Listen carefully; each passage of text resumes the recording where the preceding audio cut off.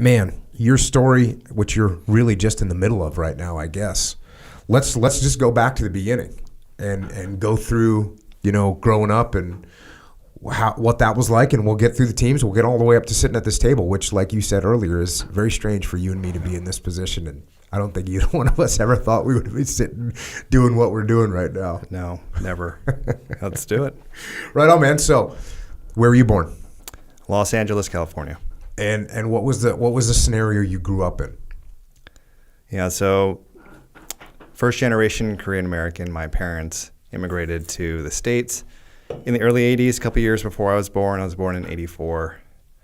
And,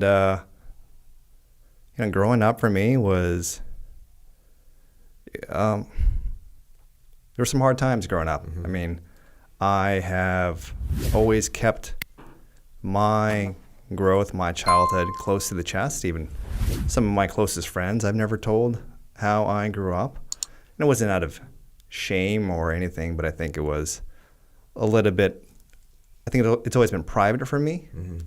And it's been a part of my identity. And for a lot of the same reasons why I wanted to be a SEAL, that creed we swore to never really, to do the things we do and not seek recognition for it. I've never, in that same vein, I never wanted to tell my story. Mm-hmm. But, my dad was a hard worker. He was uneducated. I think I don't know if he finished high school, but he grew up in a poor rural area in South Korea.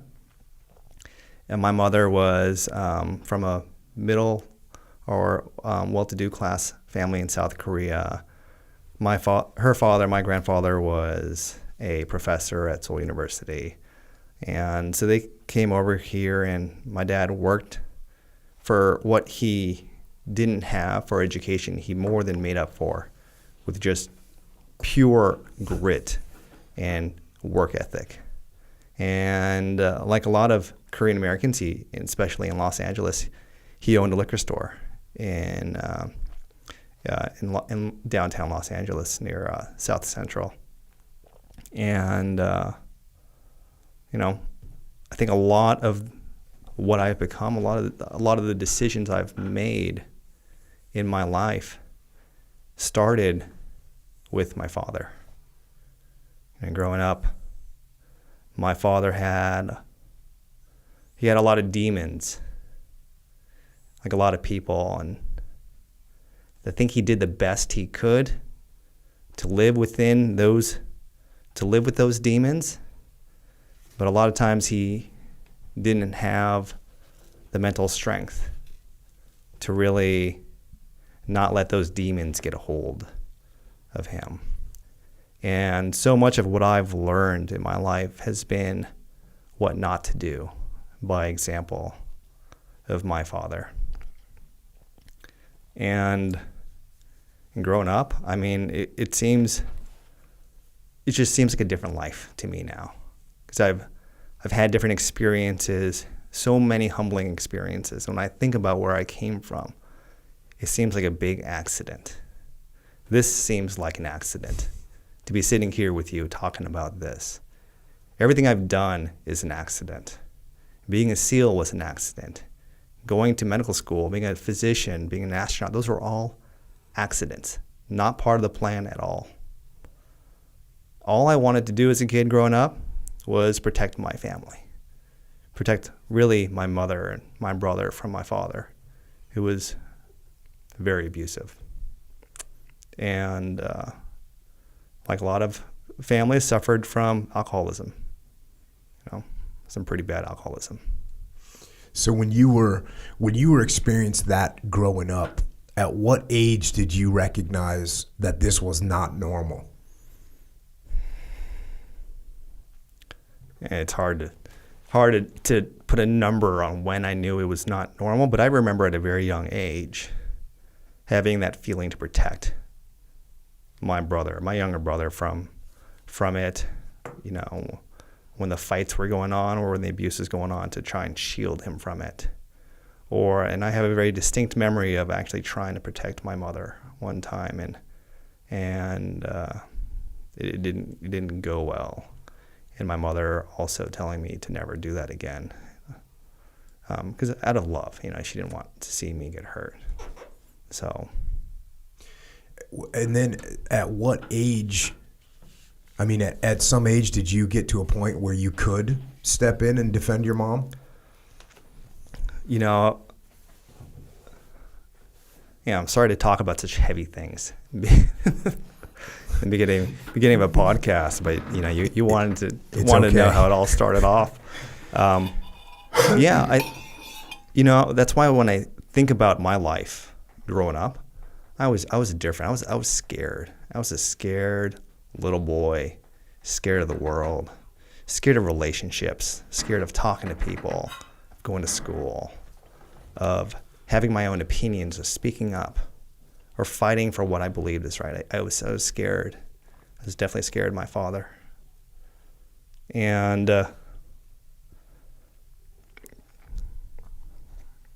it was just living on eggshells to make sure to pray. I prayed every night, hoping that things would get better, or that my father would see the light. And all those experiences, while they were terrible at the time, I wouldn't trade any of that for anything. I would never want to trade that, because everything that happened helped form me into the person I am today. And we'll talk about it. The teams helped channel that into good. So at what point did you hear about the teams? So I was 16 years old, and I would say being lost was probably a good description of how I felt up until that time. And I was doing like a martial arts thing with my buddies, and I was mostly just doing because a couple of my buddies, Ryan Callums and Keith Blum, were big into martial arts, and I wanted just to hang out. And my buddy Keith told me with passion I've never seen before about the SEAL teams, about a Navy SEAL. And this is like 1999 or 2000. This is like no one knew what a SEAL was. This is pre 9/11. I had never heard what a SEAL was. And he told me with this passion about that quiet professional, that warrior that does these hard things that no one else wants to do and never seeks recognition for those actions. And there was something about that creed that drew me in a way I've never felt before. It called for me. And, so I went home and went on my 56K modem and read everything I could about what it was a SEAL is. And I read a book that was pretty formative for me. It was The Men with Green Faces by Gene Wentz. And my decision was made. I'm like, this is what I'm going to do.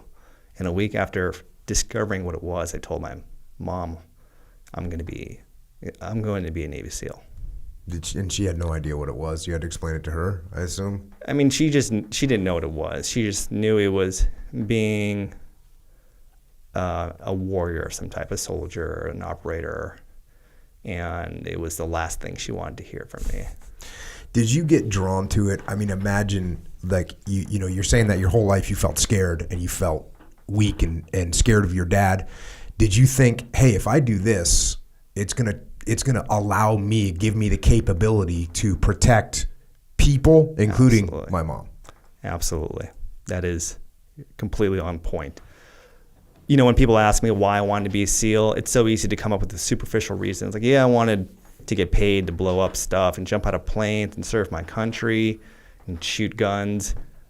But those are all fake, superficial reasons. Those are absolute pluses, but that is not why I wanted to be a team guy. I wanted to be a team guy for what you said. I wanted to transform my life. I wanted to learn the skills, to develop the strength, to become a different person, to find my identity, be someone that could protect the people that I loved that couldn't protect themselves. And now that I have more awareness of human psychology and the experiences in our environment and how it shapes us into the people we become and the decisions we make, I realized that it was completely born out of my situation with my father and wanting to protect my brother and my mother, and that extending to really all people. I thought, this is nice, it just goes to show how little we know when we are young. I thought that being a SEAL would solve all of my life's problems. And it gave clarity and focus to so many, but it probably created just as many more. But it gave me tools to deal with those problems. But just, it was a pretty naive thought. And I even said it to my mother. I said, being a SEAL will solve all of life's problems. So you're in high school, are you doing sports or anything like that? Yeah, so I was a big swimmer. I played water polo. And after I found out what it was to be a team guy, I did all my research. And Stu Smith, who I recently learned is in the world of kind of like making fitness, Navy SEAL guidelines and workout plans. I found his book, which is maybe like the first edition or second. It might be a later edition now, and did all those workouts, and then did it twice through, and just tried to push myself every day after school. I went to Santa Monica High School, so the beach was 3 blocks away. So always doing swims and runs and a lot of calisthenics, a lot of push-ups. Was what about school? Were you paying attention in school? Were you academically focused? I was. I felt like I was going through the motions of school, and I did pretty well. I always got straight A's. I did pretty well. But I knew college was not for me. I was lost. I didn't know what I wanted to do after high school, but I knew it wasn't college. And so when I heard about the teams, that calling, I said, this is what I'm going to do. And it's to date, it is the strongest calling I've had. Yeah, I have conversations with people a lot, and man, that idea that you should go to college right after you get done with high school, I don't know if that's the best idea for everyone. I mean, for some people it works, I get it, but you're a classic example. I'm a classic example. I mean, when I ended up going to college later, hey, it was fine. You're disciplined, you're focused, you can get stuff done. But yeah, coming out of high school, I would have been just, the focus is not there. ineffective. Yeah, you're not there for the right reasons. I think everything you do in life should be for the right reasons. And going to school after high school because that's what your parents told you to do, and you think that's the next default. It may work for some people. I don't think it's necessarily the right decision for a lot of people. Like you said, we're both prime examples of that. I think we both went to undergrad in our later years in life. I was 26 or 27 when I went to undergrad. Were you worried about when you went in the Navy that you weren't going to be around your mom, you weren't going to be around your little brother? Were you worried about them with your dad? I would have been, but my father actually passed away before I joined the Navy, so I didn't have that worry. What age was that? How old were you? I just turned 18. So it was... so it was close. Yeah, it was close. February 21st, 2002. And was that, that had to be a weird feeling of this guy that had been abusive to you, your brother, your mom, but he's still your dad. How did you wash out those feelings? Oh, it's a complex question. And just I want to be clear. I have no ill feelings against my father, and I have forgiven him of the years of abuse that he gave. And when I grew a little bit older and I understood where he came from, he also came from a pretty terrible home situation. And I think his demons, he just didn't have the tools or the aptitude, the mental strength to deal with those demons. And like a lot of people, they pass those on, right? The sins of our father pass on to us. And I don't fault him. And with the abuse, most of it was directed at my mother, verbal and the physical abuse. I mean, it was not as direct with us. I mean, certainly there was, the belts to the feet. And I remember always kind of being scared to go to sleep sometimes because, there were times where being woken up with a cold glass of water to the face was what would happen, or being woken up and being asked which of my possessions I had to choose what he would break in front of me. And I understand a lot of that was just to hurt my mother, and he did a good job of doing that. And so he saw that hurting his children was the best way to actually hurt his mother, because my mother was and is a very strong woman, and so physically or verbally abusing her to a point, it was like, well, just bring it. It's not, but hurt my children, it's going to crush me, When my father died, I feel like it was the day I was reborn into someone else. And I would probably have to backtrack and tell you the context of why I feel that way. Towards the later years of high school, my mother had enough of the life she had been experiencing, and she would have left my father long ago. But it was really us, myself, and my brother Jeff, that she couldn't leave behind to my father, and there's no way my father would have let her leave with us. That was not going to happen. So. But there was a time where she just couldn't be in the same household. So for months at a time, she had worked it where that she would actually sleep at a friend's house or go away.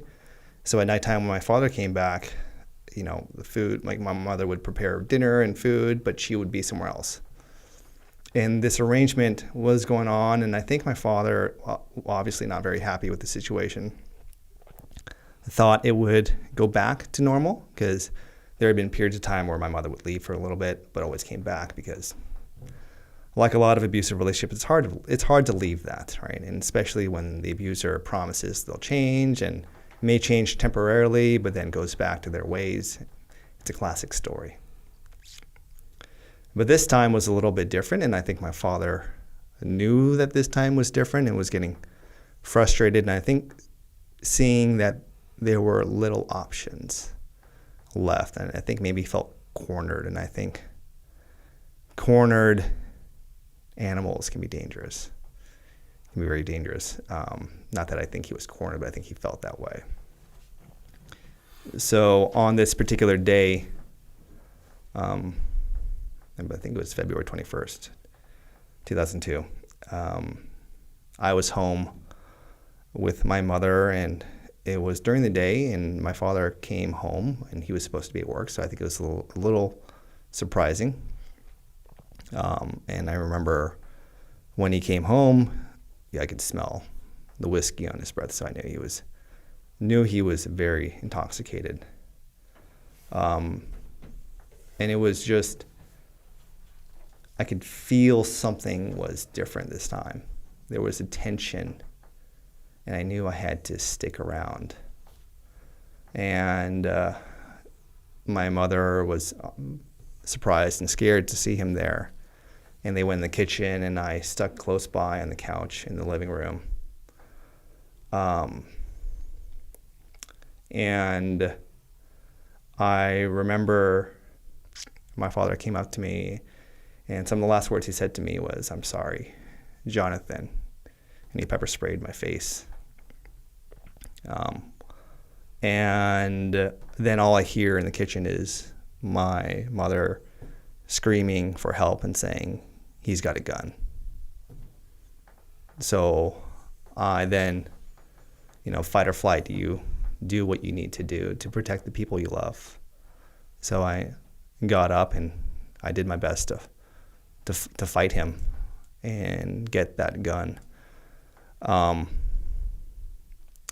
and fought as hard as I could, as strong as I guess a 140-pound-year-old kid could do at the time.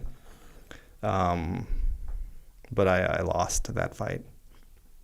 I still have a scar right around here from when my father was able to get a hold of a dumbbell nearby and smash my head in with it. And I think they kind of turned the fight, and he was able to get his gun out of his pocket. He shot it in the air, and it was, that was the first time in my life that I faced a life or death situation. And as you and I know, there were many more to come later, but for different reasons. But this was my first taste of it. And I don't know how, maybe by the grace of God or something that I said. I remember clearly pleading with him that we loved him and that he didn't have to do this, and that it wasn't. I clearly remember saying that it's not too late. Like this, you have the power to decide right now. It's not too late. And I think maybe clarity or grace, in a moment of clarity that my father found, he decided not to shoot us, not to kill us. And I told him to go run, just run. And he did. He left the back door, and that was the last time I saw my father. After that, in the hysteria of that, my mother was on the phone and called 911 and screaming for help. And so eventually, ambulances came and police came, and I got my head stapled at the hospital. I came back, and the police were there, write a report. And I came back into my room, and I noticed that things had shifted. I have a closet that has access to the attic, and I noticed that furniture was moved in such a way to gain access to the attic. And I told police that I think my father's still in the house and he's in the attic. So they did what they're trained to do. They sectioned off the area and confronted my father, and one thing led to another. I wasn't there, but shots were fired, and my father was killed. And I remember that day so vividly. It was, I don't mean to sound callous, but in a lot of ways it liberated me. It certainly liberated my mother. It was one of the hardest and most sad days for her. But it liberated her, and it liberated myself and my brother. And it taught me, it became the benchmark for me to do so many more things in my life. Because I don't think I was meant to be a SEAL. I don't think I was born to do any of the things that I've had the opportunity to do, but it's because of those experiences. Being able to stand up to a person, to a figure who I feared more than anyone, and to be able to do something that I never thought I could be possible doing, standing up to someone, especially someone who was threatening to kill you and the person you loved most. It was empowering. It liberated me. It taught me I'm not the scared little boy I thought I was. I can do these things, that I can be a part of something bigger than myself. And I remember having so much foolish, naive pride at the time. I was naturally being 18 and just so angry with the world, just having so much hate to my heart. I think I had a lot of hate in my heart as a kid. When I see my child, Christian, who is full of happiness and carefree and is like me in so many ways, I see him and I realize that is the person I would have become. And I want to protect that. But with the life, the cards I'd been given, I just had a lot of hate in my heart, and I refused to cry because I thought that was a form of weakness, to cry for my father who had passed. And I never, didn't cry at his funeral or anything. And I remember that day, on that day when my father died, we went to the police department.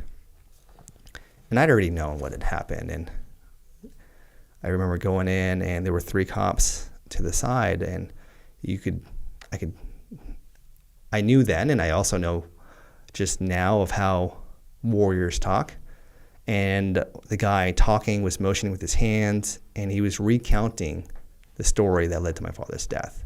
And, using his motions of how he entered, and he saw us come in, and my brother and was weeping and very naturally inconsolable, and I was there, and I think we made brief eye contact, and I thank him for that, because I think he had the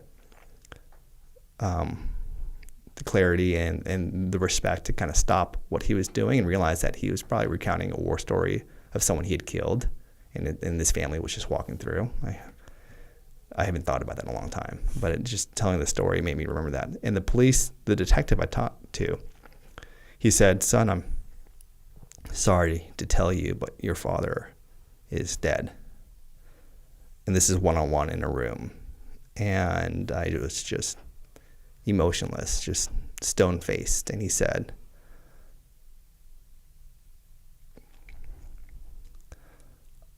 "I take it that this is not bad news.